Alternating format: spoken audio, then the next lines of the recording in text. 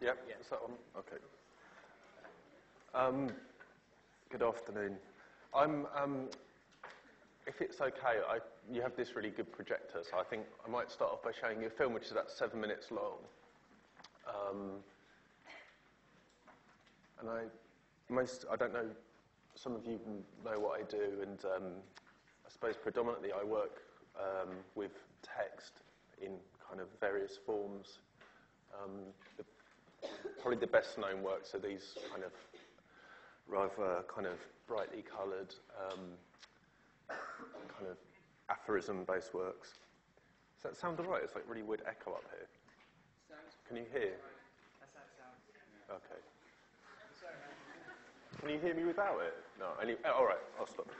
So, and I suppose one of the things that I've been interested in over the last couple of years is kind of trying to, as well as these really kind of bold kind of works where the text is very, very present and kind of punchy, I've become kind of increasingly interested in the kind of idea of kind of dissolution and language being broken down.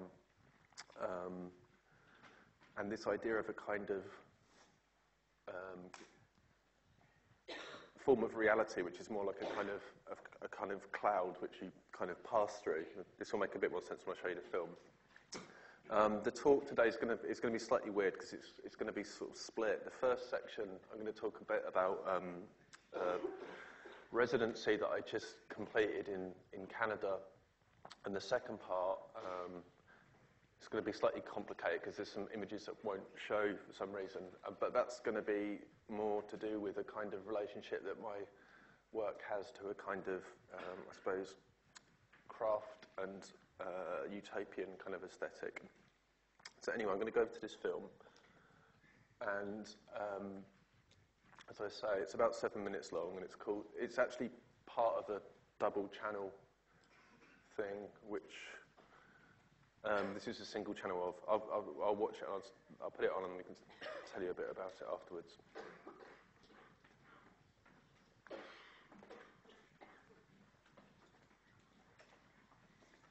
Okay.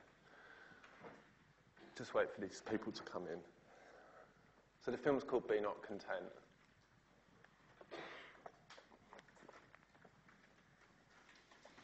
Occasional withdrawal, desperate influence being a fan, sort.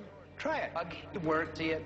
Part writing, withdraw goal, and that by people official, and particularly just that lead that are being interestingly most a book.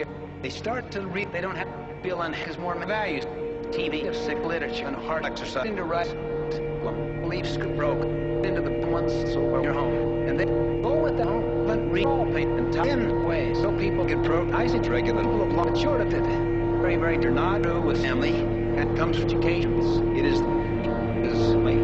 It's all down to you, but the time you feel out, see haven't had get it not having stress. You might out. How the key needs like an people put to list people. Double up to roughly in or two and serve 40 there. The business are off to secure a big goods why come in to it guys saying not true just us. Goal. Well, they have great until you as many civil system. Everything in the school. Some people here made it that they're very planning. God through he's the one at least and girl after we devour our object payment on comparable that it keeps the most critically raised as so right in their home or happens it's my time that she's you just a bit we work through a setup. See, hey, when you're sitting now. Diet, except you don't actually energy in our family opens to, and if you're staying involved in umbrella and dryer, but once you utilize it, implemented your full has, I think it listened to mine, but it can't selection is there and he to withdraw the world. You broke sport and infrastructure work kind of business reading of them. If you do that, this is that, and you see with all turned on reading the writing of the found room and what happened to them, the issues in your ritual left, the idea, the person, that's the mental, and I am about, can't talk over and through eternal this, except draw attainment bills that can get self, The spirit plays the emotion. He is out of block. Let dick the small doses. Just private at the team. Hey, for that. The program get into the he's and it get working. As soon as what's happening, and they say Titchner usually. Well, there's the problem. Some reason in that yourself seems under there's the most not to see. But you want to differently. Very you can get leadership. Also, some best in the spirit. Right, realize what then you went time is just can't as well. Crashy is reliable.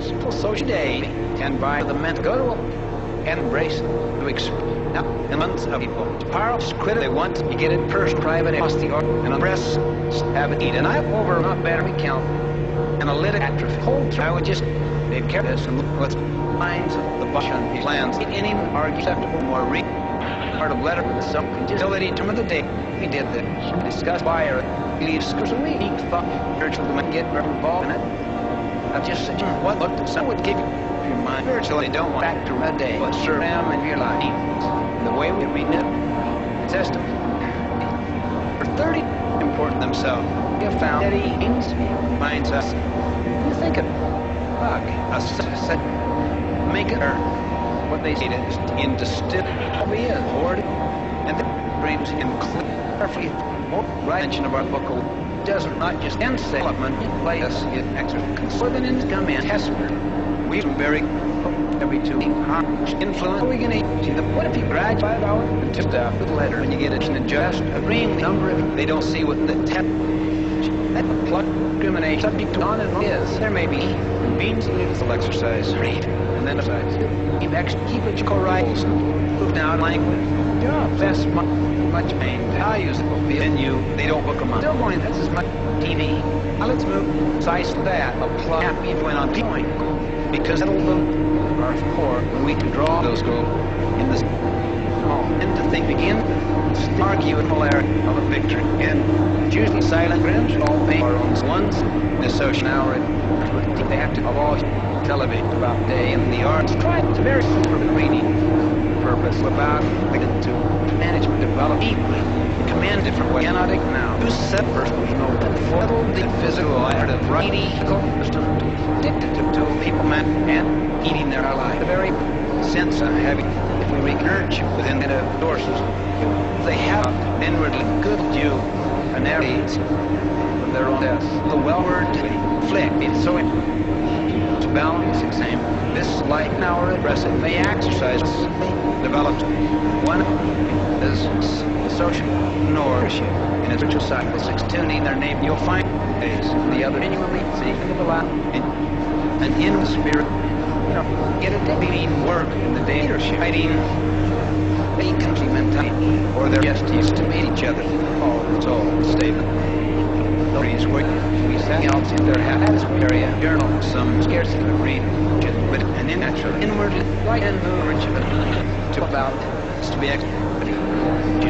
very fresh visualize P defend I think to develop what we as version of and then get hard out they at least aimless for God promote daily thought options as an enter we get but don't do any words to raid remark the base of day there as it happen or working effort and humanity use it with other people not problems change say true brother they can work night idle so what I want better for what this things private or their you win ends if not to read to you it gives to me public some deal or has a you see it to demand power that it to set into their lives it's a kind of okay and talk this is a relaxed talk reality cabin wrestle well that's with what battles public to write problems have it thinking you know even you write even are allowed or some cooperative or opinion which you answers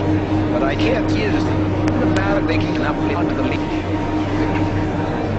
for other people where I follow on there what test person state that all things of manifesting clear but mental not just on mission all the leadership we didn't get the rest air begins to bind their cap you take time and has more values TV of sick literature and hard exercise into right beliefs are broken into the points of each other all it's all the statement stories work it, you'll find the other genuinely sees an animal spirit like an mover to about this to be people on official and particularly just that that are being seemingly most kids to be very fresh visualized P depend I think to develop as traditional keep it co-writes now like best much maybe values they don't have to feel and has more values TV sick literature hard exercise right beliefs broke and one falls some best in the spirit right realized then you have time is just to count at least and go hard subject name all powerful but heal or has you see a two-dimensional are working for humanity you right, you probably don't want to see that again straight away. So I'm just going to quickly load up another disc and I'll say a little bit about that. So yeah, I guess where's this? I can't find the hidden eject button. Can you pop that in there? Yeah, sorry. Yeah, so just say a little bit about that film. I mean, basically, I don't really like kind of starting with nothing when I work, and I suppose that goes across all kind of forms of media. So I tend to work with a kind of collage process. And with that particular work, I started off by collecting footage from kind of self-help movies and like kind of basically like advertising footage from kind of big kind of multinational companies, Coca-Cola, Budweiser, and there's also some footage from some Scientology movies. And I started to basically chop those up. I created like a simple kind of like, mathematical is probably overstating it, but I had like a kind of curve which I wanted the kind of the film to follow. And so basically everything that you see in there in this kind of heavily distorted form is kind of borrowed from very familiar images. So if you see bubbles, they're the bubbles that you see on the kind of outside of a Budweiser bottle on the advert. And I suppose I was really influenced at the time by a German artist, I guess he's in his 70s now, called Ferdinand Kruet, who made some experimental film in Germany in the 60s using mainly TV footage of the Apollo space flights. It was black and white footage, and I was kind of interested in this kind of like splicing technique. And like I suppose for me, one of the reasons that I use language in my work is to do with kind of meaning and not meaning, and how you can kind of the gap between a statement and kind of acting on that statement, and how by having, I guess, a situation in which you have like an infinite number of philosophies or ideologies coexisting, that they all kind of become equivalent and they don't really. I suppose I talked about this kind of cloud which you can kind of pick and choose from. So aesthetically, I was trying to make something which was almost as close to being completely white as possible, or like walking through a mist, so kind of things come out of the screen and you can kind of grasp little bits of it. I was also trying to, quite often when I work, one of the things that interests me about moving images to do with frequency and light flicker. So I tend to use a particular kind of frequency of cutting, which is at about 11 hertz, and that's kind of to so that the brain in its electrical activity has like different bands, and like alpha state, which is like this kind of state where the brain's at its most active and seeking patterns, is kind of between 9 and 13 hertz. So I try to kind of have a frequency which complements that kind of looking for pattern and finding, so to try and actively kind of engage with the viewer. I suppose the other like big component of that work is the sound. The kind of drone aspect of it was taken from a 70s Coca-Cola advert with someone singing like "Coke is it" at the end, this like little refrain. and it's just the words "is it," which kind of appear graphically quite a lot in the film as well, stretched to a drone, and then this kind of chopped up vocal. I used a audio book called The 7 Habits of Highly Successful People, and I took a chapter from that and basically chopped it up into kind of phonemes, or like, you know, took words and chopped them up into vowels so you couldn't kind of hear like particular words, but you kind of got this, you still maintain that kind of sense of delivery within the work. So it's kind of like having the style of speaking with authority, or the style of kind of telling you about self-help without actually giving you any of the kind of meaning side of it. So, yeah, I just wanted to show that first. I actually haven't seen it projected in HD before, so it's kind of for me. So I'm going to show you some works now. I came back last week from doing a residency for 9 weeks in Toronto at the Art Gallery of Ontario there, which was based on doing a kind of 2 projects at the museum and then a number of public works out in the city. Part of the reason, I've never done any sort of residency stuff before, so I thought, as I'm kind of not getting any younger, it was probably the time to do it. And also, I suppose more importantly, they have a kind of slightly interesting situation there. There's a mayor of the city called Rob Ford, who is quite a controversial figure, and one of his big campaigns is a kind of anti-graffiti campaign, very, very sort of publicly. And one of the upshots of that is something called Street Art Toronto, which is bizarrely a fund for kind of producing kind of public arts in the city. But it's actually quite an interesting situation. If someone paints on your wall in Toronto, it's your legal responsibility to paint it out, to paint it white, and the city will advise you on companies to do it, or they'll do it for you, but you have to pay. And one of the strategies that they're suggesting is that you commission like a sort of local street artist or graffiti artist to do a piece instead of painting it white, because the code of the street artist is that you don't paint over other people's, this is what they're saying, over other people's work. So it's this sort of quite Machiavellian tactic where they're trying to kind of eradicate graffiti, but then kind of supporting it at the same time. And by doing so, I think, you know, it's like essentially kind of disarming what it is about kind of the uncontrollable nature of graffiti and street art they don't like. So that was kind of the background for me going there, and it was quite difficult to explain that whilst a lot of my work goes out in the public realm on the street, that I don't really come from a background which has anything to do with street art or that kind of urban culture. So I produced it. I'm just going to show you a couple of the works. This one's kind of quite an odd work for me, because years and years and years ago I studied painting, but I haven't really done very much for a long time. When I first started making work, my first works were wall drawings, as I kind of had this idea I wanted to make really big works, but I didn't have a studio.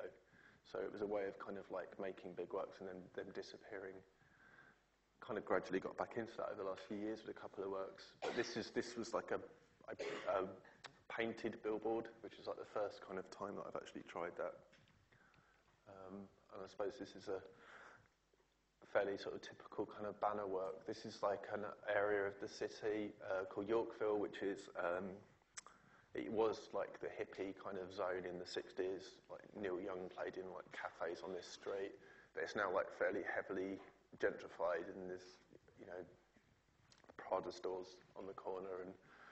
And I worked with quite often these kind of works have really like reductive text and stuff, and which in a way is kind of not that interesting for me to work with. So they normally come out of an expanded project. So this project came out of working with high school students. So set up like workshops 2 days a week to do with, I guess, themes relating to this area, to do with urban change and gentrification. And we the group produced a series of drawings which I then used to make the graphics and the background for this work. So this would be an example. This is one of the high school students' works. It was really interesting, I suppose, that if you're kind of 15 or 16, like urban change seems very much about kind of the imposition of change. So I suppose what we were doing was talking much, and like particularly like the imposition of multinationals on the city. So I suppose we were trying to look more at how cycles of urban change and gentrification are kind of have always been part of the nature of a city. This is one of, I did 2 projects at the museum. This was a show called This, which is the piece on the outside. And the final work was actually a film, which I'm going to show you a section of, which is cut off at the edges there. I quite often, as I said, I don't really like starting with nothing, and quite often one of the things that I do is start to accumulate footage. And being in a sort of strange city, I was really kind of conscious of trying to make a work which kind of showed that passage of me trying to navigate. So I looked around me and I looked at what it was that I was using to find my way around the city and started filming loops. It's a bit dark. The first thing that I noticed, like I was navigating by, was this. You can see on the top right there is the CN Tower, this huge, it was the tallest building in the world until fairly recently, or structure in the world, which basically was my geographic kind of like line. So that became an element. Basically, I kind of had this idea of like using archetypes. I'll show you a section of the film, so hopefully it'll make a bit more sense. So I basically, top section was like footage overlaid of like the CN Tower. This is footage of Rob Ford, the mayor, so he's like this kind of patriarchal force. Huge Henry Moore sculpture outside the museum as this kind of maternal figure. This section on the left was based on footage I shot of Starbucks signs. There's like Starbucks on every corner. So this was this, she's supposed to be a siren, so this is footage of the cities on a lake. So there's footage of water and also like trips to Niagara. And then there was like footage of like plants and like tree, like natural life within the city. And I suppose I was thinking very much of the components being like these kind of like archetypes, or maybe like if you were having like a tarot reading or something and you kind of laid out the cards, there was some sort of interpretation. Weird thing kind of happened on my first night. I arrived there and I didn't have a very good internet signal where I was staying, and there was no TV. And I was like watching something on, like I made some food and I thought I'll just watch something on YouTube, and it loaded up and basically it showed that there was like 40 minutes, but actually it had only downloaded about 9 seconds of it, and it was like caught in this loop which was strobing, and I was looking at it thinking, wow, this is really cool. So I ended up like filming it with my camera, like on my phone, off of the screen. Went to the studio in the morning, and I was watching this like loop, and it was just like jumping. It was like a regular jump, and I was looking at it thinking it's Morse code. This is really weird. It's like some sort of Morse code message, and I couldn't quite it was my first night in a strange city, in a strange apartment. I couldn't quite bring myself to decode it in case it was like some sort of paranormal activity type situation. But I thought that was quite interesting, this like random, and that was the first thing I had in terms of this film, was like, I want everything to be cut to this random rhythm, which has been kind of in, like, I don't know where it's come from or what it means, but it's kind of there. So for each of the films, I think there's 10 films in each section, and each of them's cut, and you'll see like a red flash on the screen when this like strobe happens, and the sound of the film is produced by this random cutting of the sounds that I recorded to this rhythm. So I won't play you the whole bit of this. See if I can get this to work.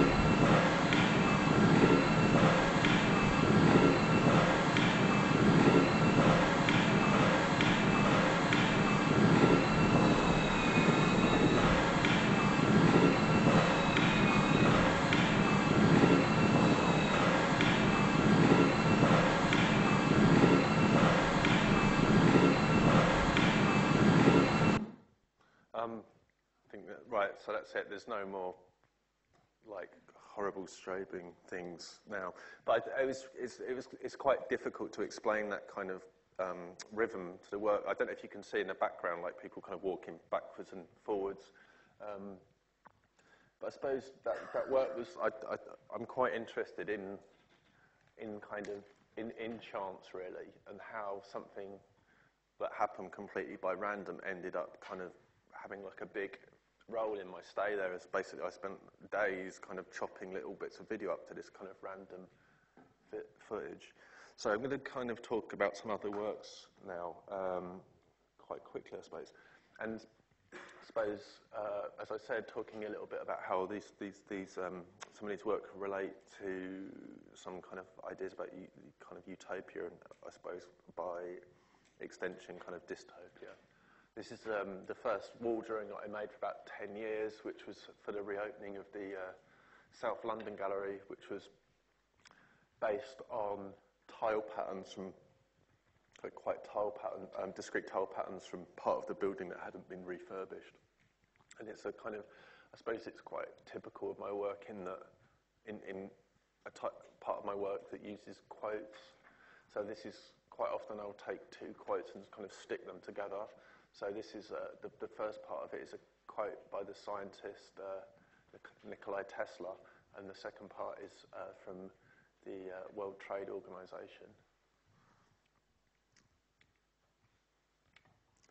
This is a kind of fairly typical work. I mean, I've been working probably for the last 10 years with digital print, and I suppose looking at something like that, you can kind of see how I might end up with that film that I showed you at the beginning with almost like nothing there. When I was a kid, I used to really, really like rubbing my eyes hard until like I couldn't sort of see, you know, when you kind of get these patterns emerging. And I suppose I've always been really fascinated by that kind of weird light, and the work. I suppose quite often you have these unconscious drives to try and repeat something, and I suppose I keep trying to go back to that feeling.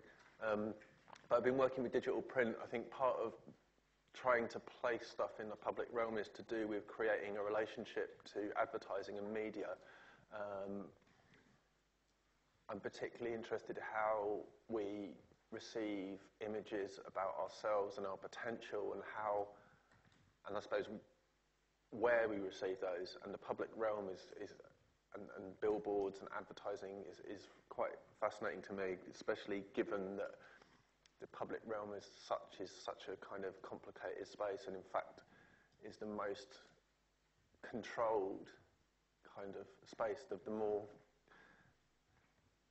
powerful a site is, with television probably being at the top of the pile, the kind of more controlled it is, and basically the more money you need to kind of place stuff in there.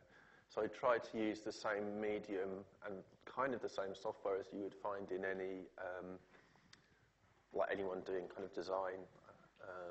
This was a quote from Bill Clinton from his inauguration. This is a brick wall on Hackney Road. I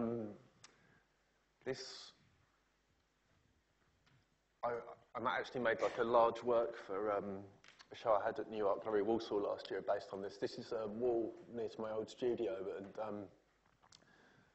I was quite interested in how this wall kind of resisted meaning in text. Like, if I went past in the morning and someone had spray painted it, like someone had come out and painted it grey by the end of the day, and I was always like kind of fascinated by like whether there was someone that kind of did this, or whether like the kind of like it was some sort of heritage thing. Like you mustn't kind of deface this original breeze block wall. And I think like increasingly my work's become about this kind of like swing between like kind of like the most kind of like in your face big statement. Seemingly you can understand exactly what it is, get it straight away, get it in 2 seconds. You know, that was a lesson I learned from advertising straight away, which is like you've got like people to look at something straight away and to pull them in. And in fact, that's why I work with text. If you write when I was making my earlier abstract work, people would quite often just kind of wander on by. But I thought, as soon as you write a word on the wall, people kind of stop for a second, read it, and then you have this really fascinating moment where it's inside them and it's not processed. And I think like all kind of forms of propaganda and kind of authoritarianist kind of ideology is based on this kind of moment of like non-processed kind of internalization of text and of words and images. But anyway, the work's kind of swung now between this kind of like really bold statement, nothing there. This is an earlier work. I suppose early, I kind of, because I didn't really know what I was doing when I started doing these, and I didn't really know how to use a computer, the kind of aesthetic just kind of found itself. And it came, I suppose, out of my interest. The first art that I think I ever saw was probably comic book art. And I think the sort of dynamism of kind of words and pictures had a massive influence on me. And then also I got kind of into like music, so I was looking at a lot of like record covers and also psychedelic kind of art, I suppose, I'll talk a little bit more about that in a second. Sometimes I came up with this font, this Blocky font early on because it meant that if I was making sculpture I could kind of carve it into things as well without having to do any curves. This was a show where I suppose I was because I'm interested in belief, I'm sometimes asking people to do things which seem a little bit ridiculous, especially in like a museum or gallery, more in a museum or institutional setting. So this was equipment for like psychically amplifying your thought. So the viewer was like asked to come in and use this machinery to wish that the work was successful. I didn't kind of ever define what that meant. And I suppose the piece was called How to Change Behaviour. And I think it was just the idea of writing an institutional text on the wall, in this case in Tate font, saying, please come and use this piece of psychic machinery to wish that this work kind of is successful, was something that had entertained me. And I suppose the first time I made work at the Tate, it was a piece that invited viewers to scream into it. This is, I suppose, going back to that idea of silence, this is a two-part work called How Much Noise to Make a Silence, which is basically a sort of 4.5 metre high set of 2 wind chimes, which are quite heavy. So it would take a fairly strong kind of wind to kind of move them. So they're this kind of machine for making sound which kind of remains silent. They're disarmed by their own kind of heavy materiality. The only difference between them is that this one on the right has one slightly shorter wind chime,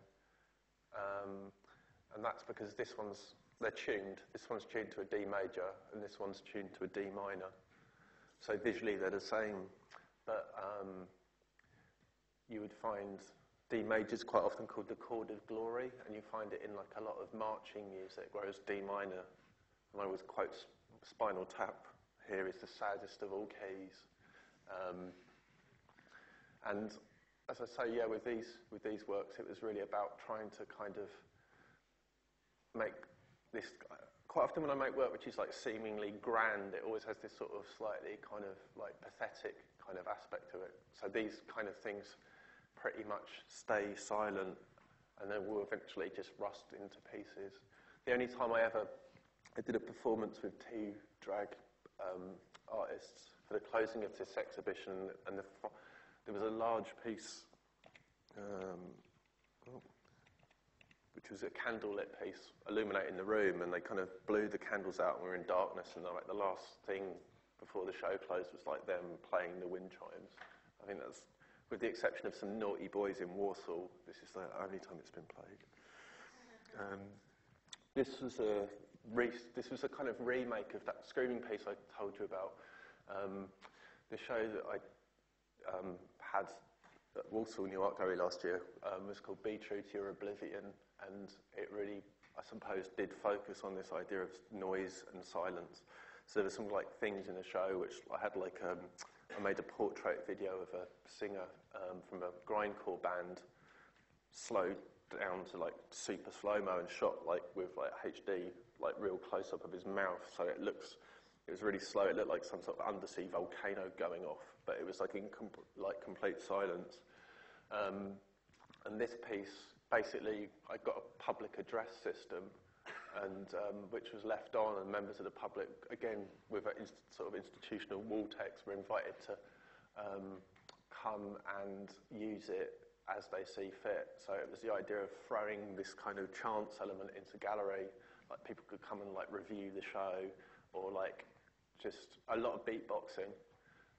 And I have one actually video Jeremy Deller gave me of someone doing the call to prayer on it.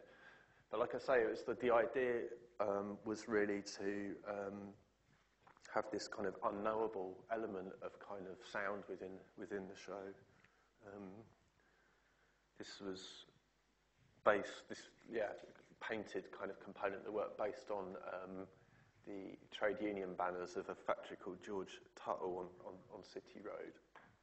I'm very literal. I quite often include the title of the work in big letters in the work. I'm going to whiz through these. I'm going to run out of time, but I wanted to sort of talk a little. I was going to talk about utopias and stuff, and I guess these are some of the places that had a big influence on the way my work looks. This is from the town where I grew up, in Bedfordshire, and this was a pub called the Winsock, which sadly, I'm not sure if it burnt down first, but it kind of closed and then burnt down, I think. This is our local concert venue, the Queensway Hall. The text is, I got this from the Hawkwind website. And this was maybe one of the first bits of sculpture I ever saw in my life. So this is fairly typical 70s or late 60s sort of piece of public art. So it takes on the kind of visual aesthetic of like European high modernism. So this is like, obviously, Cubism, constructivism, but it's actually a map of Dunstable with the Queensway Hall on the top right there. And what interested me was that by the time I got to see these sites, basically they're all broken and knackered, and it was fiberglass as well, covered in Artex. So it's like the most banal, and you can see everything starting to fall off.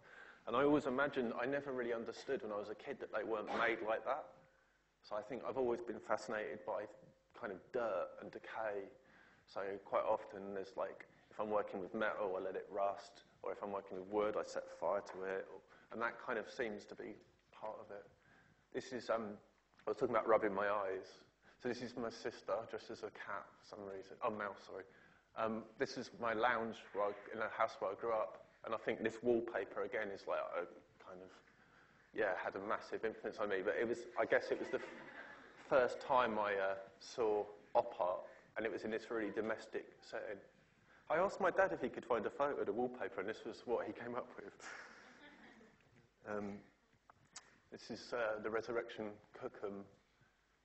Obviously, Slade student, Stanley Spencer.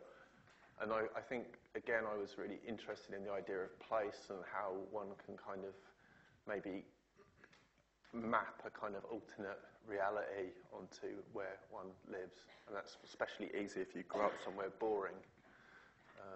So I mentioned comic book art. This is a couple of pages from from a Fantastic Four comic by Jack Kirby. And again, it's weird when you sort of step back and you look at what you do, and then you think, I really liked comics when I was a kid. And then it sort of all becomes clear, like the way text and images kind of work together. And I had a book called How to Draw Comics the Marvel Way, which basically really kind of was like, they would have a drawing of someone doing this, and then it was like, no, don't do it like that. He needs to be like this. And it would be like sort of, everything was sort of super kind of amped up. I mentioned record covers. I mean, I suppose I was most kind of visually interested in kind of like metal, and then a bit later on sort of hardcore, and quite often this kind of black, white, one colour, and quite political, I suppose. I think that seemed like something that you were supposed to like seem really important, was this kind of like the world's a shithole, and like multinationals are kind of killing everyone. And I think there's kind of still part of that within me somewhere. Psychedelic Art, Alton Kelly and Stanley Mouse.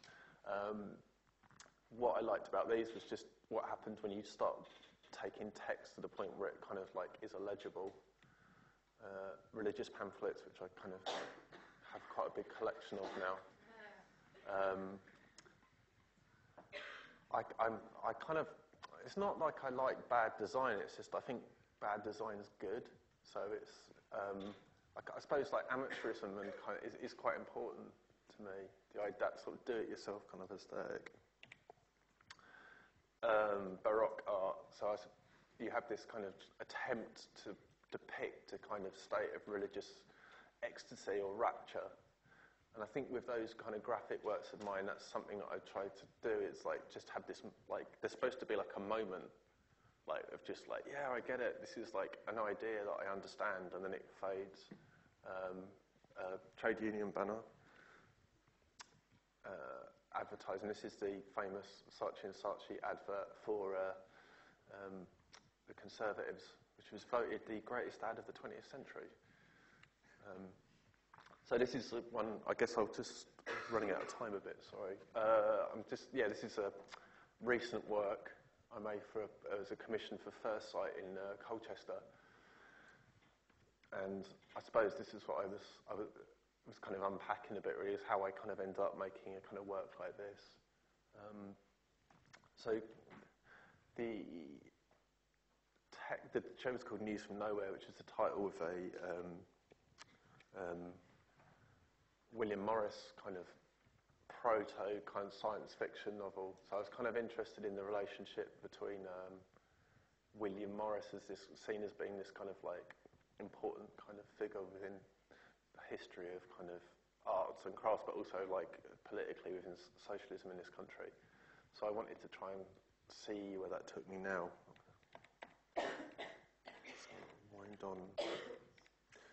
So this is a couple of examples of William Morris prints, which I guess everyone's kind of familiar with, and they're kind of a shorthand for, I guess, a sort of weirdly, you know, they come from this sort of socialist place, but they're a sort of shorthand for this kind of conservatism. So rather than use kind of William Morris, I thought I'd try and see where that kind of trajectory had led. And so this is how I generated the background for that banner.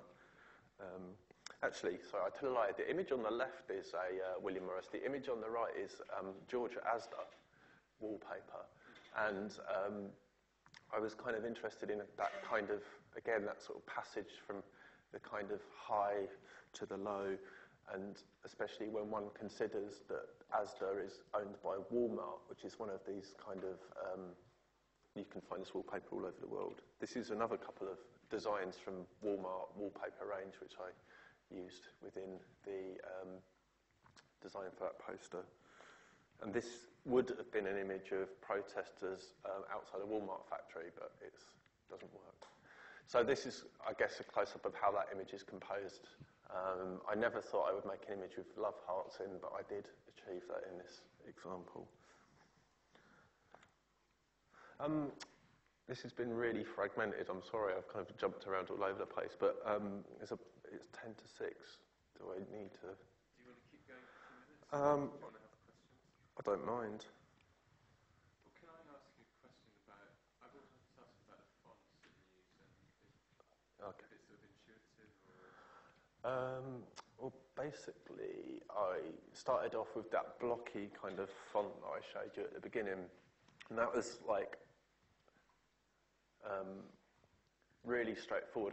I just couldn't, I didn't like the idea that if I had a text that said, like this one that says, in eternity all eyes are open, like I didn't like the idea that if I used a kind of Gothic font, it would sort of bring some kind of extra meaning to that. So I wanted like the blankest kind of font. So I just drew like up a 5x3 grid and made this really blocky thing, and it did solve this problem of, like if I was making wood carving, like how I could like not have to do curves basically. But I kind of got bored with the graphic kind of possibilities of that, and I basically worked with 2 fonts, or 3, I just started using another one, which is like a kind of distorted version of Futura. Again, it's just like a formal thing, and then I'll try and find an example, but there's another. This is the logical endpoint of arts and crafts and modern technology, so pulling those drawings out into 3 dimensions, that's in steel, and that's in wood. And I also used that font from the, that Labour Isn't Working ad. Like, I don't know, I can't, that's pretty much all I use. Nothing else seems to work. I tried using some other things and they look rubbish. Sorry. I had 2 questions. One is like, you said when people walk past and there's text, they might get, it will slip from their mind. Mm. Your sort of work reminded me of like the X-Files, like Truth Is Out There, yeah? And it's got the spaceship and you sort of get it straight away. But with the words the like sentence you have is really sort of, it's so specific, but in a way that makes it like really general. Like, do you see what I mean? Yeah, no, the idea really is like, when I'm going to just see if I can find something relevant. Okay. When I started off making these, it was all back to front. Like, what I was interested in was like, why don't I believe anything? Why don't I feel that anyone around me believes in anything? Like, I don't feel like I'm not a political or social person. I just don't have that feeling in me. And I started doing these works to try and sort of, I'd make these really noisy, bright posters that said something like really, like, if you can dream it, you must do it, or something. And what I was trying to do was like talk about this sort of silence. Like, they shout all this stuff and offer these phrases, but actually, without you believing it, it doesn't mean anything. It's kind of like, so that's, it shifted a bit because some of the works are like, I suppose, really specific to where they go up. So you might find, and also I started using kind of like corporate stuff. But really, what I'm trying to do with those texts is like put something there which promises you something but actually gives you nothing. So the interpretation aspect of the work has to kind of come from the viewer, and that can be really, that can vary wildly. That text, I made a poster project for London Underground, gave away 20,000 posters that said, if you can dream it, no, if you don't like your life, you can change it. And the reactions to that varied from, and I noticed because people wrote and asked for posters saying like, I really like what you've done. I left my job and I feel much better. I'm going to change my life too. You're encouraging teenagers to kill themselves. So you never, it's an interest, it's not about not taking responsibility. It's about just kind of, it's not about, when they're out there, the interpretation isn't about me. It's about the person who reads it and about them. Like I say, I came at it from the opposite point of view, which was like they're about lack of meaning. They're like empty vessels. Yeah. My other question is, like, what comic books do you read, or what would you recommend? I haven't read any comic books for about 30 years, so I kind of, I'm probably not the right person to ask. I used to like Love and Rockets back in the day, but that's, sorry.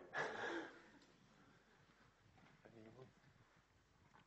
Oh, sorry. Oh, yeah. Quite recently in Southend. Oh, yeah. On the railway bridge. I think. One thing that I found quite interesting about that was it happened at the time when the Olympic torch came to Southend. Yeah. Which is probably the biggest thing that's ever happened in that town. I don't know. And I kind of, like, some of the photos in the press and stuff in the local newspapers had your banner. Yeah, I've got a copy of that. My friend Matt lives in Southend and he saved it for us. Yeah. But, I mean, I just wondered if, like, although, because that was obviously such like a massive event for the whole country, if that affected what you were, I mean, was that related at all to what you did to that? When that project took nearly 2 years to come from beginning to end. This was like what the project was called, which is an anagram of, basically I started off with like, what am I going to do? And it's like, it's a long bridge, so you know it's going to be a sentence. But this is an anagram of Southend. And I was just messing around with anagrams and I got this one and it was like, wow, the apocalypse. Or it's like, and I thought, what does that mean? What does ending mean? It means like rebirth. What does it mean, destruction? So these were the two. And you obviously know Southend, but this is like, it's a shopping road, isn't it? It's like kind of people go do their Saturday shopping, and it's sort of that part of British culture which is dying out, which is the sort of Saturday afternoon high street kind of, as opposed to the out of town mall. When we started off with this project, like it was a long time ago, and it was really held up. In fact, even it went up a month late because there were local elections, and they were worried about homeless people sometimes gather under the bridge, and they were worried that this would be a sort of bad photo opportunity because the other side of it says this. So they were worried that people were going to photograph, So it had to, and because the focal point is council run, there was a delay in it going up until after the election. I think what I was thinking about these is how do you define yourself with the stuff that you do, the stuff that, or the way people feel about the stuff you do, or the things that you own. And if you kind of don't have all your stuff, you're still a person. It was about kind of consumerism. And I suppose, I made a show, the last gallery show I did in London was basically all kind of relating to the Olympics 2 years ago. And I was kind of interested in that process of how you gear up for generating, this will be a major event. Before it even happens, we're writing history, and there's a kind of template which you follow through. But I think, I have to be honest, it was just a nice bit of serendipity to have this kind of ultimate aspiration, because it was the swimmer, wasn't it? Mark Foster, is it? Yeah. No, I even didn't know anything about it until after it has happened, so it wasn't specifically about anything to do with that, but it was nice to have this ultimate moment of aspiration with this. It was this side that was in the background, I think. Yeah. I'm kind of wondering about the notion of truisms and whether, what your relationship to a truism.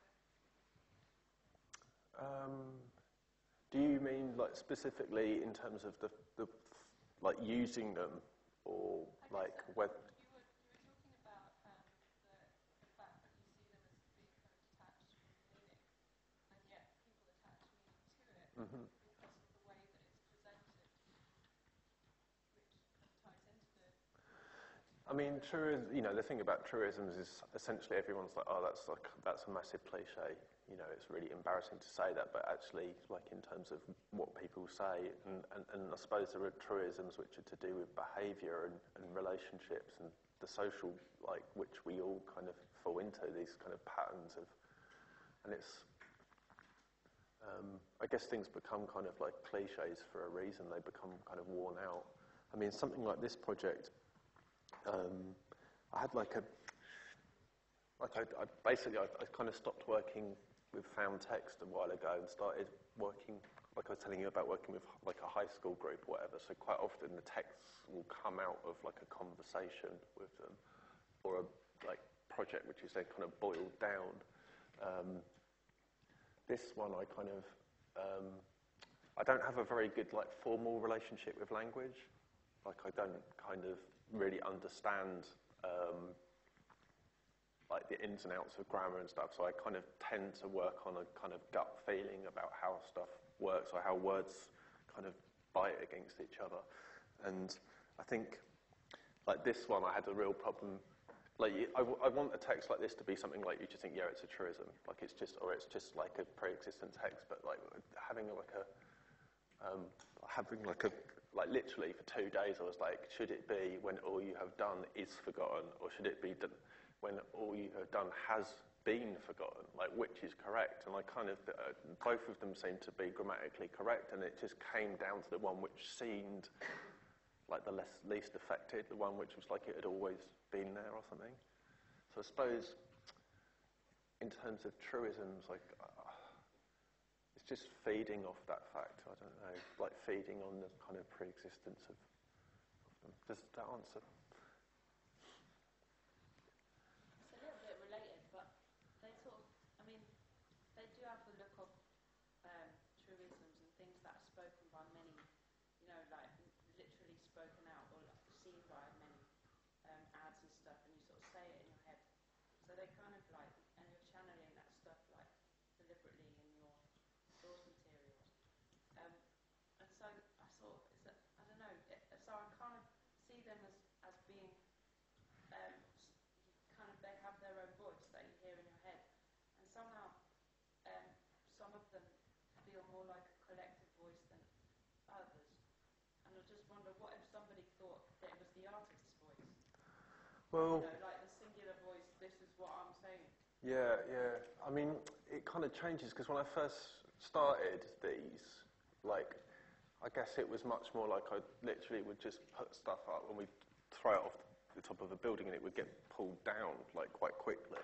And then as it became, like, clear that I actually wanted the thing to be up there for a while, and that was important, started getting into, like, this whole thing of, like, negotiating space and how you kind of do that. And actually, like, being an artist where you can go in and say, look, I've done this, and this work, and then it gets a lot easier to kind of find those kind of spaces. But, you know, most of the time, people, like, in a situation like this, people don't, there's a plaque there which tells you what it is, and I guarantee you 90% of the people who walk past that every day, a lot of people didn't even see it, though. But like, whether they think that, or, you know, that it's somebody's feeling rather than a kind of something that channels a collective feeling. Well, what I was going to say is most people thought this was actually a church had put this up rather than a kind of artwork.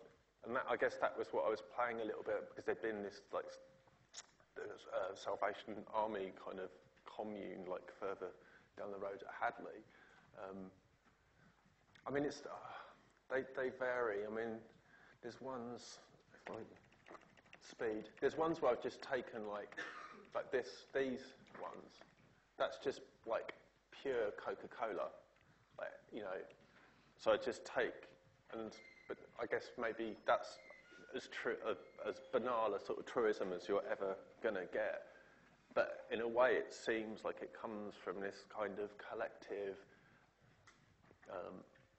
I suppose I'm interested in the relationship that there's an old relationship between companies and labour, which had to do with, like, socialism, and then there's another modern one which is to do with consumerism, and I'm trying to mix the two things up. So these consumerist ones look a bit like the old-fashioned kind of trade union-ish ones.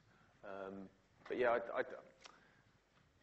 I was in China a few years ago, and someone said, "Why do you always use capital letters?" And I was like, well, I kind of want the words to be strong. And it's like, you know, it's really rude. It's like you're always shouting. And I guess that has something to do with the voice. The voice that's there is this authoritarian, probably male voice telling you something. Like, it's not, when you talk about, you know, it's not necessarily inviting conversation. It's like fact, disembodied kind of voice. Okay. Done?